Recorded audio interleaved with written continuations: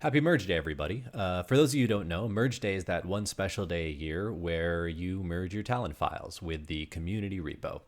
And like any holiday, you've been off doing your thing, the Canals.js community has been off doing their thing, and you all get together and there's going to be conflicts. So fortunately, I'm here today to help you with those conflicts. So I've created a script that should make your life easier. If it's been a while since you've done the last merge, we've been busy in the community repo, and there's going to be a lot of changes. Some of those changes were reformatting changes. So you can see here, here's one of these changes. It's called reformat using additional rules, and you can see it touched basically every Python file. And what was it doing? Well, nothing particularly interesting, right? It's just changing the layout. So it's all done by a machine. But it means that from Git's perspective, you're going to have merge conflicts everywhere because every line has changed in the community. So every line that you've changed will also result in a conflict. This tool that I made will make it easier to do that by, instead of doing the naive merge, it's actually going to trick Git and just run the formatter on your code, and that will make it so that there will be many, many fewer merge conflicts. The tool also does some nice things like making sure that instead of doing the merge in your Talon files that you're actually using to drive the merge, right? If you're doing it by voice, that's a bad idea because you'll get merge conflict markers in your files. The files won't work, and it's not a pretty picture. So it's highly recommended to do the merge in a separate directory. This script will automatically create a Canals.js staging directory for you. There's differing opinions on whether you should be modifying your Canals.js files or whether you should just try to have like a separate separate set of files that live alongside them. Ideally, Canals.js would have a nice, clean, customizable API surface that you could use to tweak without having to fork Canals.js. Where we are today, there's a lot of things that you can do which are just much easier to do if you modify your Canals.js. I'm not recommending you modify your Canals.js. Opinions definitely vary, but if you have, this should make your life easier. This script makes a couple assumptions. So for one, it assumes that you operate on a fork of Canals.js. If you're not on a fork, it is possible to create a fork and link up your local files with the fork, but that's, let's say, out of scope for this video. So if you're curious about how to do that, maybe send me a message or just Google around how to do that. As you can see here, Cursorless bot has a fork of Canals.js Talon. So you can see Cursorless bot is 22 commits ahead, 113 commits behind. And so the idea is to reconcile these changes. These commits were actually done by someone named Paul. Credit where credit is due. But Cursorless bot has stolen these for the purposes of this demo. Here's the upgrade Canals.js script. So you can see assumption is that you have a fork of Canals.js. And installation should be straightforward. You install pipx. There's instructions on how to do that. Fine. Drowse. Note that I'm clicking using something called Rango. Really cool piece of software. It's a Chrome extension, and it puts these little letters everywhere. Okay, so here's pipx. You can install it on Mac, Windows, whatever, and then pipx install Canals.js upgrade. Should be as simple as that. The way this script works is first, very important, push your changes to your fork, okay? Because it's not operating on your local Talon files. It's operating on the remote ones. And so if you don't push them, it has nothing to do. So make sure you push your changes before you try to run this thing, okay? So you push your changes and then you just run Canals.js upgrade. It doesn't take any arguments. It'll ask you for what it needs. And then what it'll do is it'll set up a directory, try to do the merges. If it runs into a conflict, it'll bail out, let you fix them. You commit the fixes, and then you just run Canals.js upgrade again. And every time it'll look at the state of the directory, figure out what it needs to do, and then bail out if it hits a conflict. And it'll keep doing that until it's done. And then it'll ask you if you want to push. It'll push them back to your fork. And then you go to your Talon files where your user directory is, and you just do a pull, and you'll have the latest. Make sure you're going to want to restart and look in your log file to see if you have errors at that point. Hopefully you won't. Great. So let's give that a shot. This thing runs in the terminal. It's possible to set it up so that you can have a VSCode task to do this. So then you can just drive it with a voice command. And since it's the same command every time, then you can just, wherever you are, just do a Canals.js upgrade. I can show you how to do that in a separate video. We've already installed Canals.js upgrade as given in the instructions. So now we just go ahead and run it. Kebab, upgrade mouse.js. Clap. Drowse. Okay. So now it's going to ask you for some questions, right? Okay, first thing is the git URI. So let's go and grab that. So this is our fork. So let's go ahead and click on code, air each. Drowse. So you can see there, we just want to do this copy command. By the way, if HTTPS doesn't work, you could switch to SSH or whatever, but let's start with the default here. Harp. Coder. Paste that. Clap. Drowse. Okay, so it set the remote, right? So it's basically initializing this clean repo where it's going to do all its merges.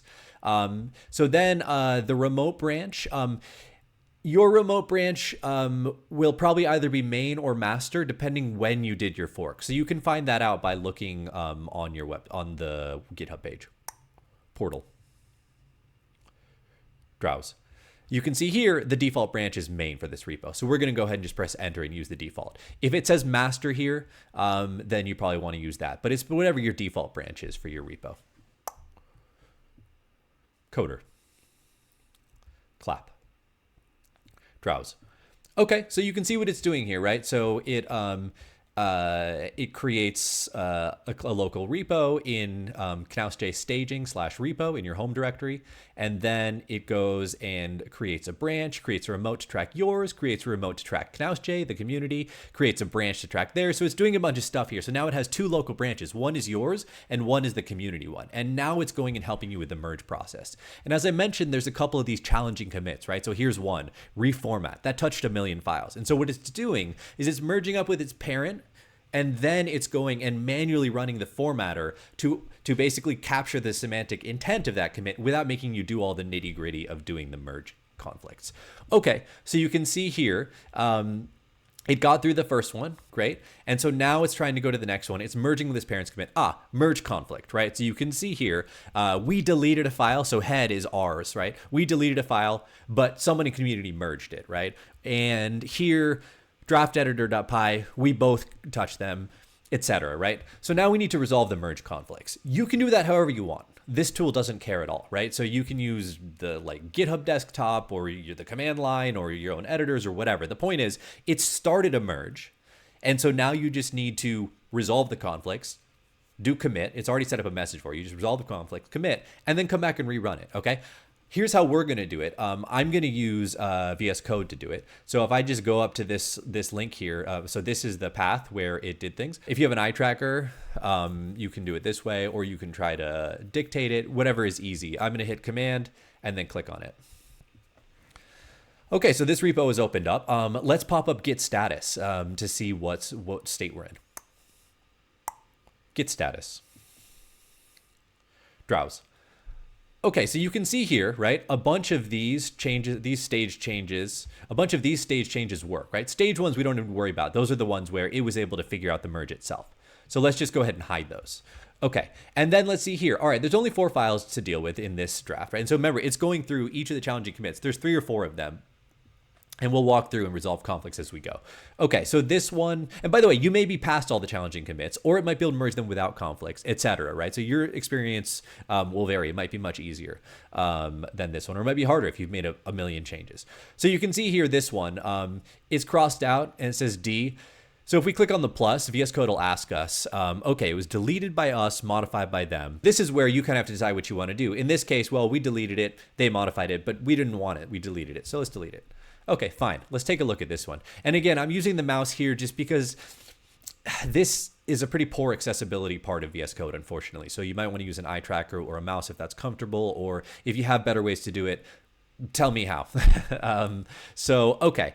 Now let's look for a conflict. You can see it's down here. So there's a voice command, conflict next.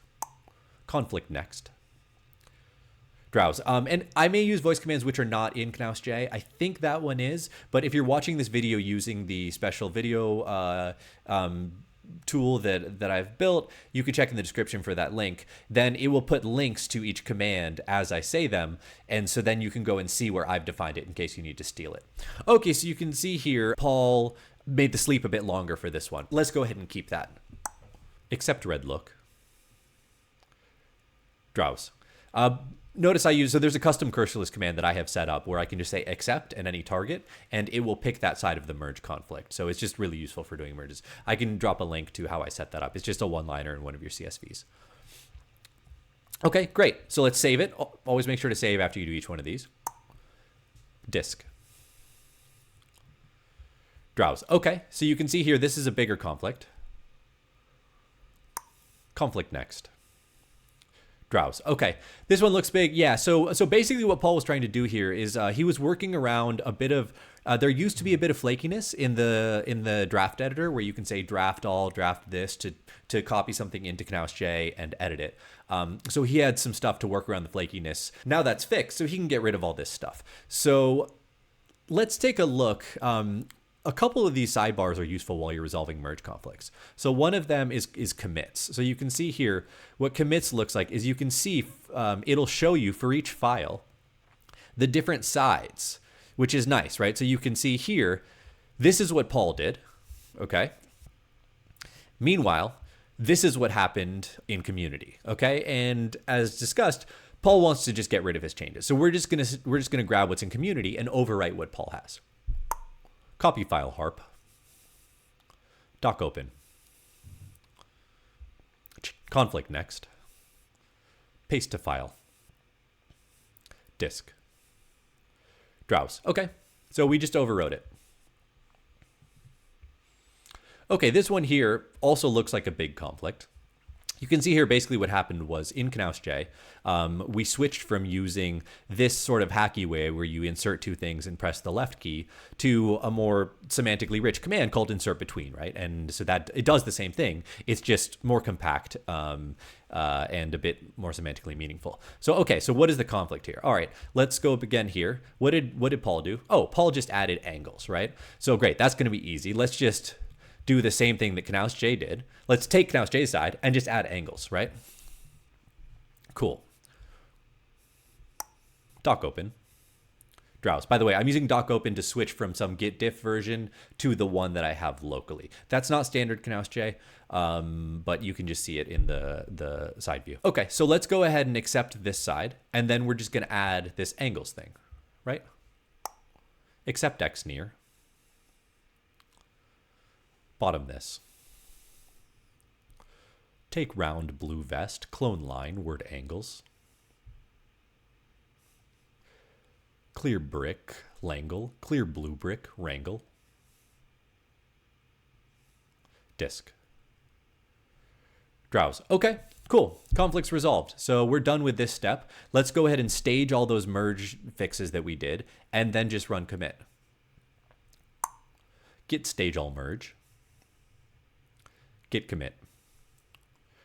Drowse. Okay, cool. So now we need to pop back to our script, and we're just going to run the script again, and it'll detect that we fixed them and move on to the next step. Pop sesh. North. Clap. Drowse.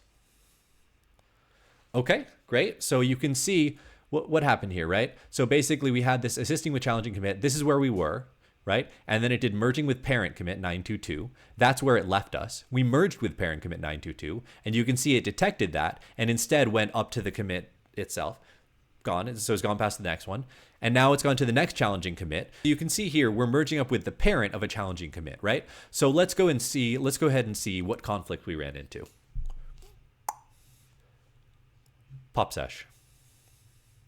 Drowse. Okay, so you can see I have this VS Code window open for the staging repo, and so it's already detected that some things have changed. Let's go ahead and see what those were. Conflict next. Drowse. Okay, so you can see Paul created something called file reversey, which he mentioned recognizes a bit better for reverting a file. Okay. Also, some new stuff came in here on the. So you can see this is our side, and this is the community side, right? So head is ours, and this is community. So you can see we just want both. Accept both inc. Disk. Drowse. Okay, next file. All right, so you can see here Paul changed hunt this to hunt here. Maybe it recognized a bit better. So we want to keep hunt here, but you also want to see that in the community they added this. So we want to steal this and switch it to here. Bring 4 lines blue urge after line near.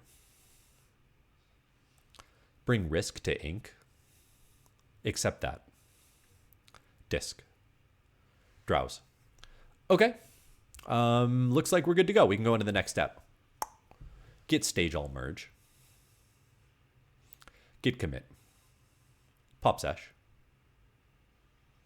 North clap. Drowse.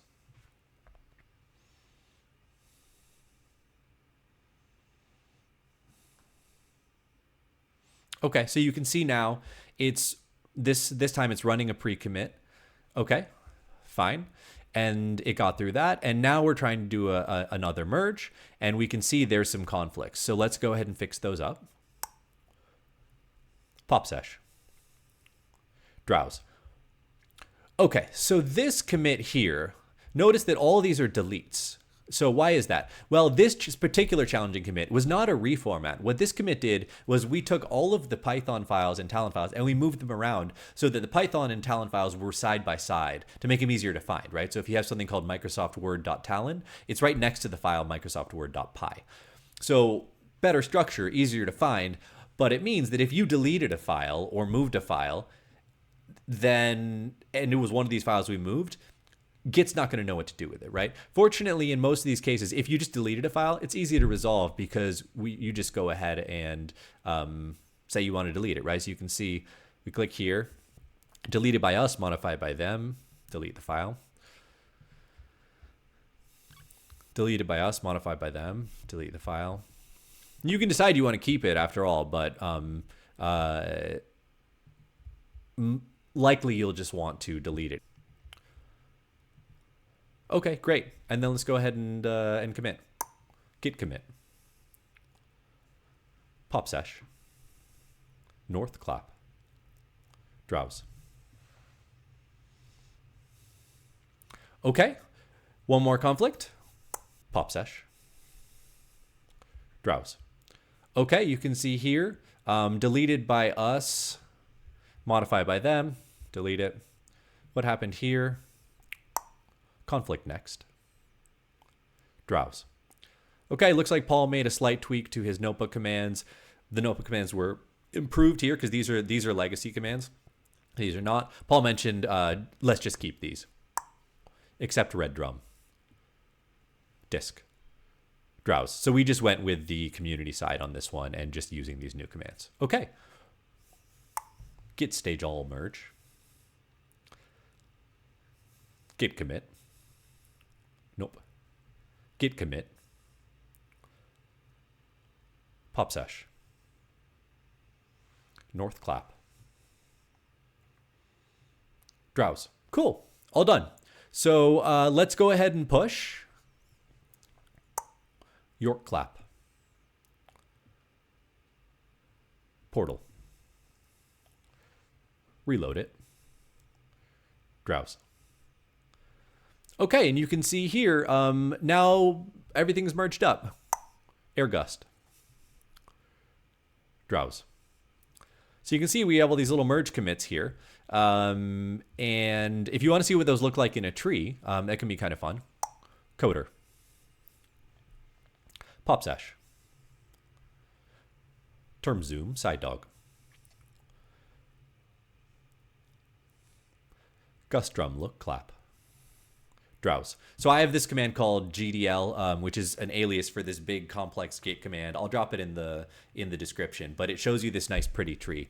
And so you can see here, this is now where we are. Notice that we are merged just past the tip of Knaus J.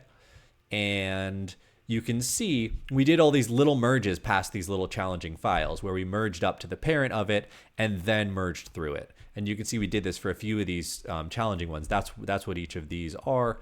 And if you go all the way back, the original place that we were was right here, okay? And so now everything is merged up. So cool. Then what you want to do is go over to your Talon files in your Talon user directory and just do a git pull.